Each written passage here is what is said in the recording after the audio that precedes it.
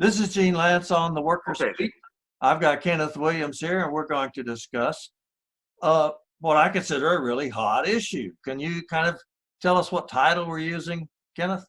We're saying a consideration of whether or not a workers' party can function within American politics.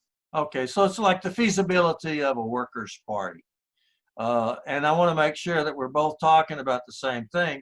When I say a workers' party, even though I know that there are different workers' parties around the world where they have parliamentary systems where it's easy to start another political party. They have workers' parties and they're not the same thing. But the one I'm talking about would be controlled by workers. It basically rests on organized labor and other working people. So is that pretty much what you mean by workers' party? I think that's a reasonable definition of a workers' party, certainly. Well, I want to add an addendum because I know that most workers' parties don't have this. But when I think of a workers' party, I think of one that has discipline in that the candidates have to stick to the platform.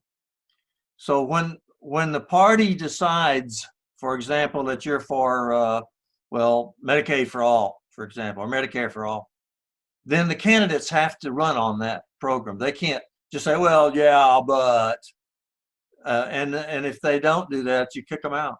They won't actually survive as candidates of a workers' party the way I see it. In other words, workers would actually control the candidates. That's part of my definition of a workers' party. Is that can we still talk about that?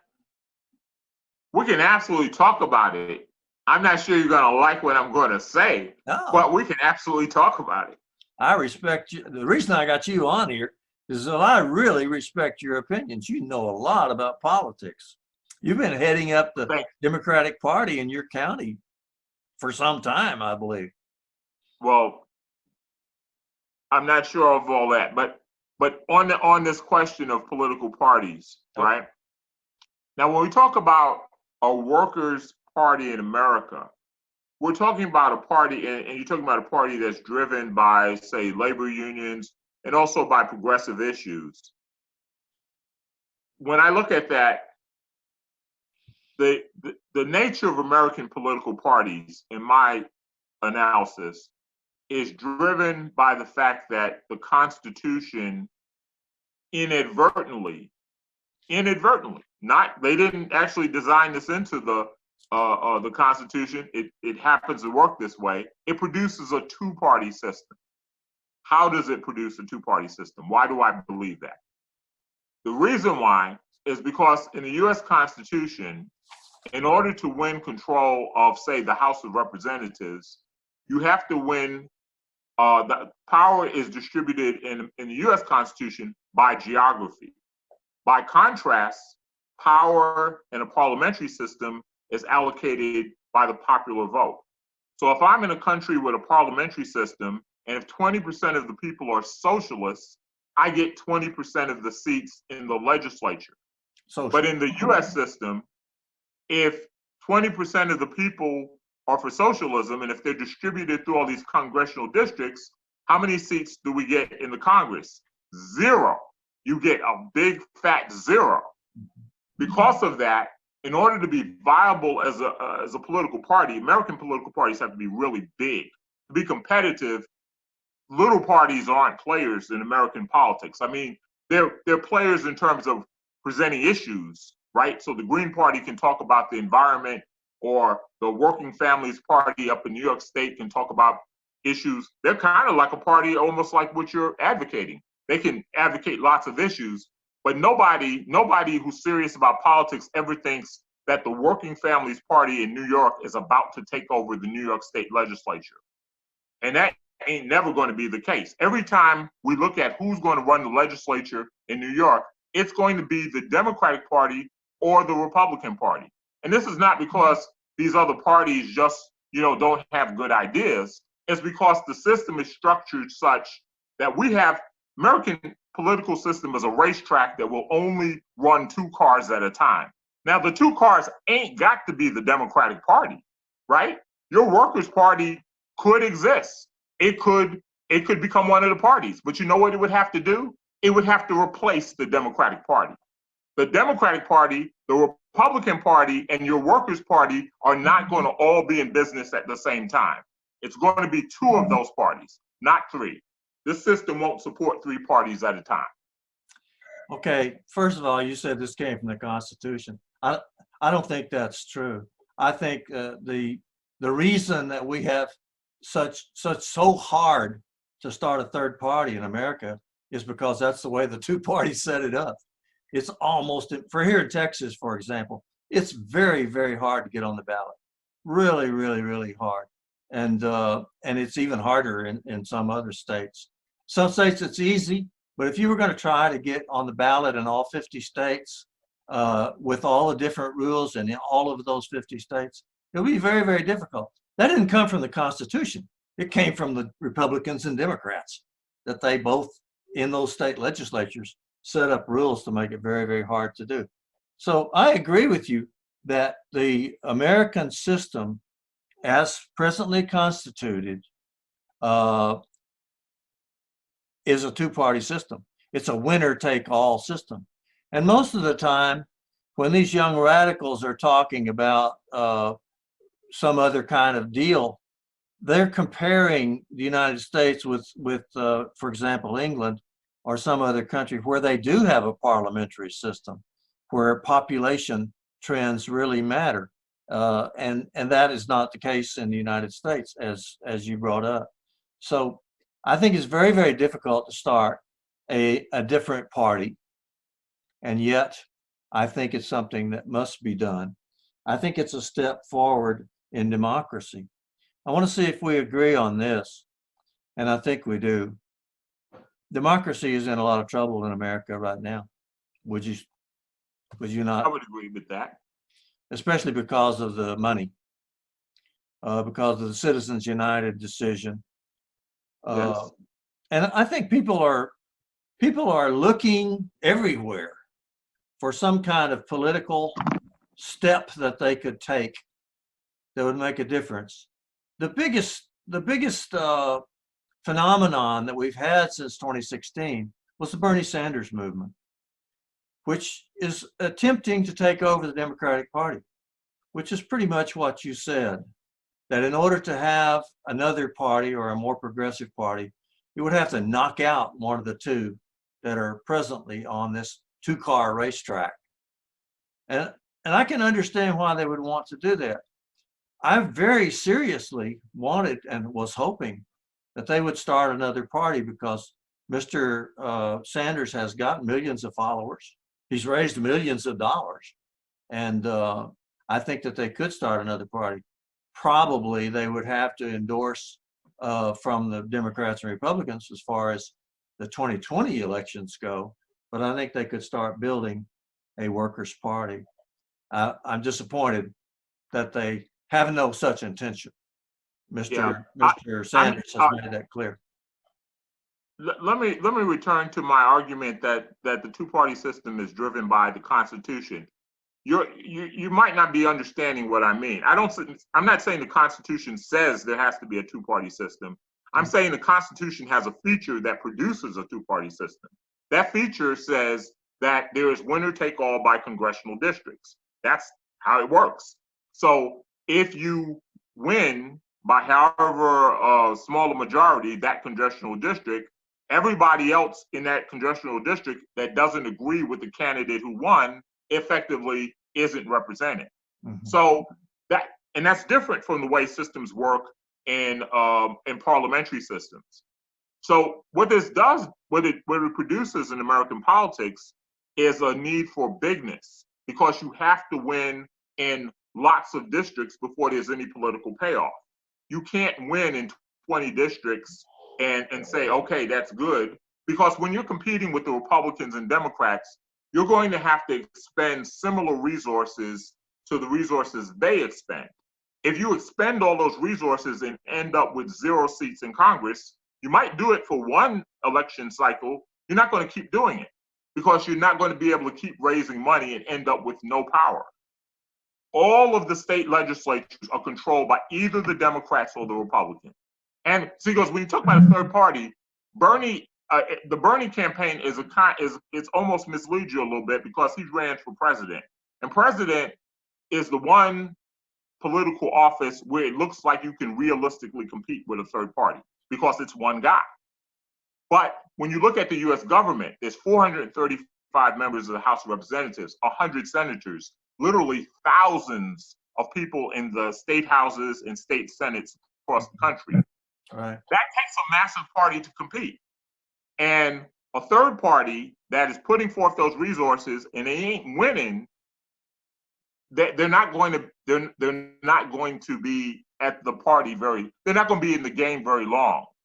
Okay? And you have to keep in mind that if you're a workers' party, American politics, right of center is the Republican Party. Left of center is the Democratic Party.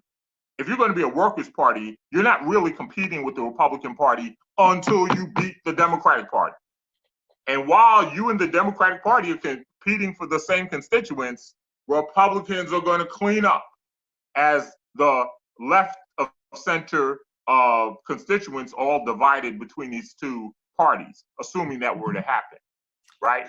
This is what a lot of the young people that I talk to right now are really confused about, because some of them are angry because Mr. Sanders didn't get the nomination, and they're saying, I will never vote for a Democrat, as if that didn't mean that they were in essence preparing the way for a continued Republican domination.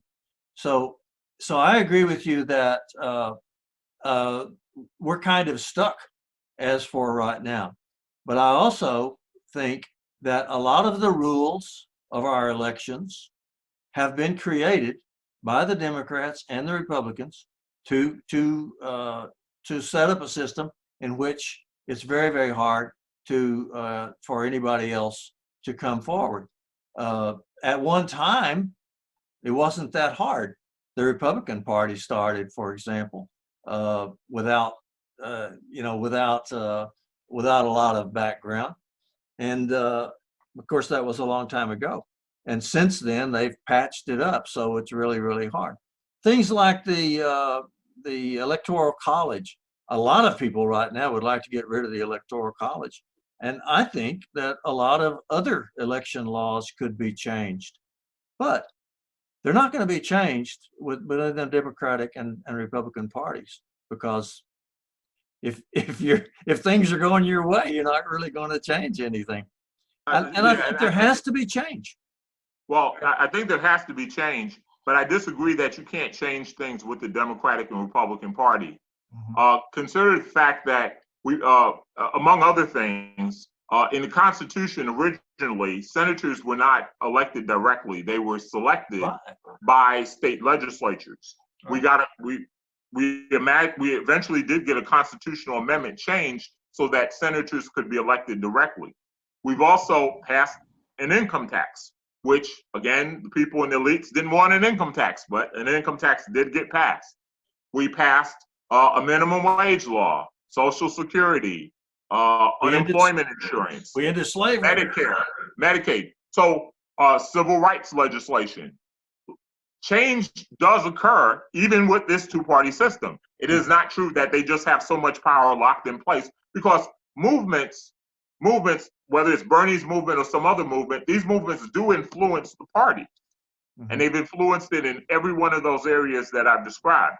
Now, if you're talking about take over the Democrat, that's a more complex thing, because first of all, let's look at how much support Bernie has within the Democratic Party. If you measure it by the 2020 election, he has the support of approximately 30% of Democratic primary voters. And guess what? All Democrats don't vote in the primary. That's what you can really point to in terms of electoral results. He's got the support of about 30% of Democratic primary voters. That's about how many voted for him. If you want to assume that the people who like Elizabeth Warren are also in the same camp, you can say throw in another 10%.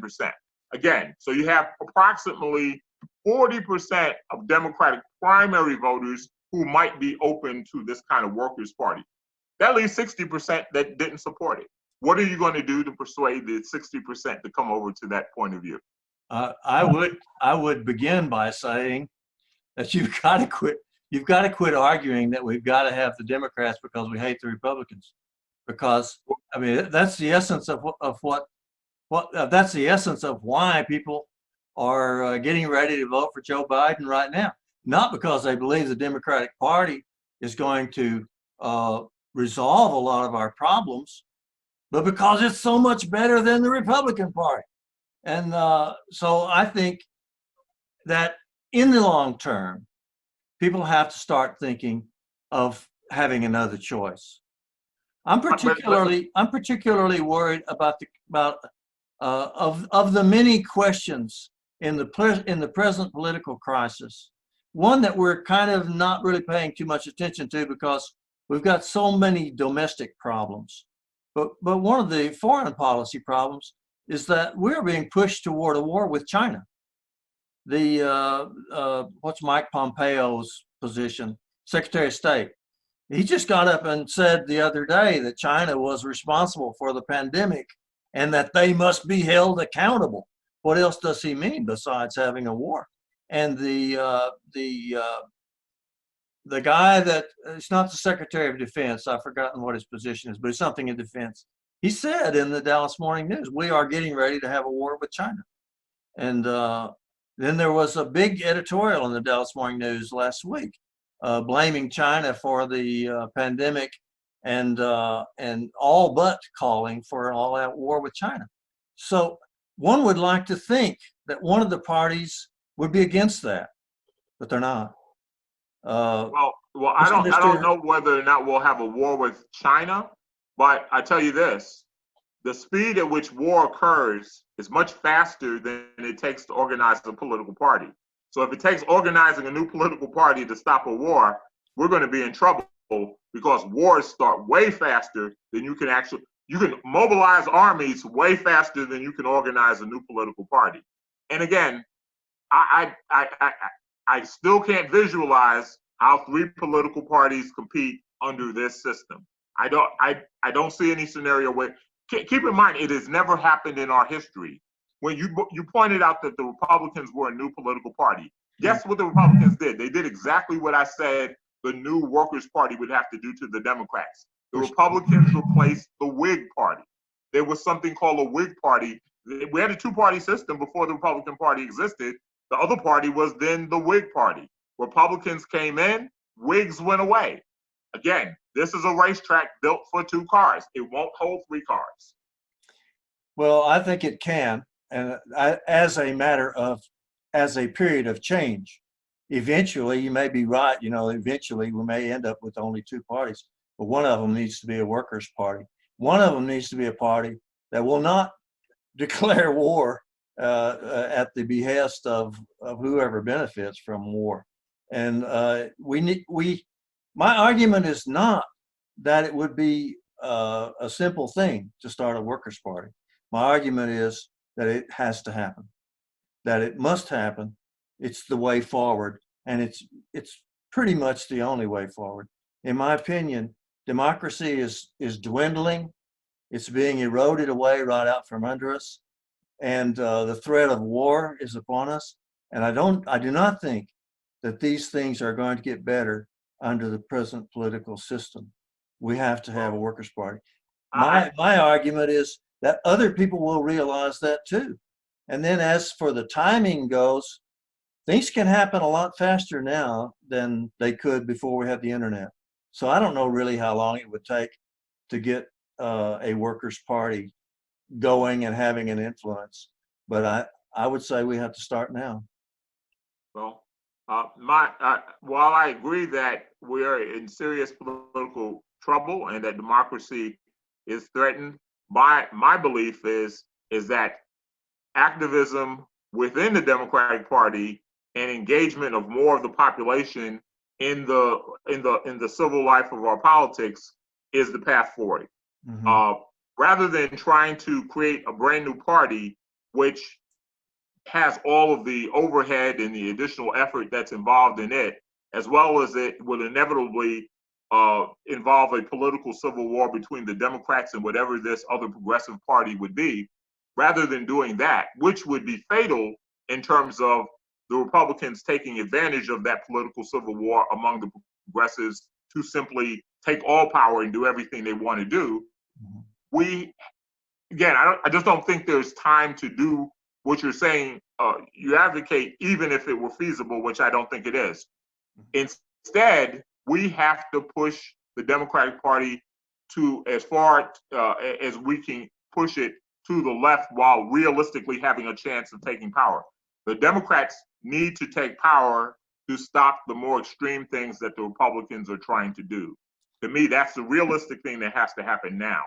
And I suggest that or recommend that everybody support that so that we can try to save our public and to save our lives in the face of this coronavirus and other threats that are coming our way right now. Yeah, I want to concede to the point that as far as the 2020 elections go, I'm lockstep with Kenneth Williams. I want to go with where you're going to build as progressive a vote as we can get out and to get everybody as involved as we can get. So we're not talking about an immediate problem. I'm only saying, well, the problem is immediate, but the solution isn't.